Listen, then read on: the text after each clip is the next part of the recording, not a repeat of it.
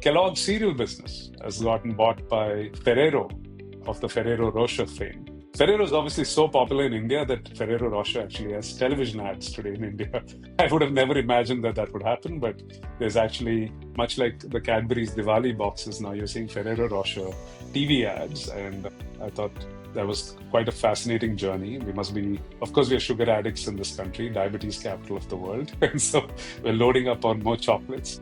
And Ferrero sees us as an interesting market. The man who started Ferrero actually passed away very recently, and it's one of the most profitable and gigantic chocolate companies in the world. The Kellogg business was bought for $3 billion. So yes, you would think like everybody eats Kellogg cereal, it should be worth more, but that's all it was. Much cheaper than some of our biggest unicorns, and bought for a princely 11x multiple of 2025 EBITDA. So this is what happens with mature businesses. You don't get fancy multiples. You are linked to cash flows, and you get like very reasonable multiples. And Ferrero is now obviously becoming a global giant, and suddenly gets into cereals, protein bars, etc. in North America, which is Kellogg's mainstay. So that I thought was interesting because everybody relates to these two products. And the last one again has a small linkage to Blume.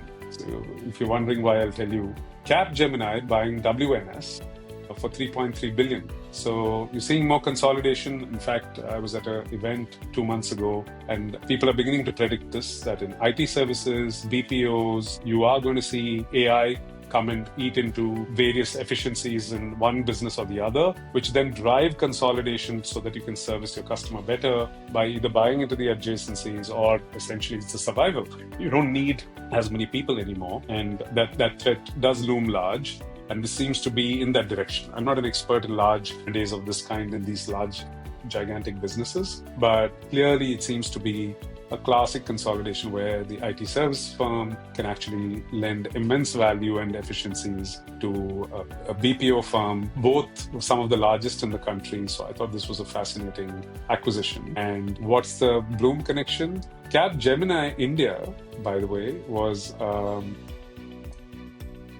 didn't exist till 2005. Capgemini India was actually an acquisition, because we are on the topic. Of course, it was an acquisition of a company called Kanbay, Kanbay. And Kanbay was a play on Canada and Bombay. And it was because there was a cross-border IT services firm for financial services built by a Canadian and an Aussie, and the back end was Bombay and Pune, and the front end was Chicago. And amongst the Indian members of the founding team was a gentleman by the name of Mr. Dileep Nath, who happens to be my founding partner, Sanjay Nath's father. So that's the long connection to Capgemini. Capgemini has become a very fascinating hotbed for great services talent. Mr. Salil Parekh, who runs Infosys, the CEO, he's ex-Capgemini. And we've at least had 2 or 3 of the alums of Capgemini being Blume founders. So lots of connections. Anyway, I hope, and the idea was to pepper this up with a few fun stories as well, apart from the 5 M&As that happened this month. And I'm sure this looks like we've started a sort of a trend of seeing this activity, which hopefully will continue for the next many years. M&A is a very healthy mechanism for the ecosystem to churn and see talent and outcomes and capital back.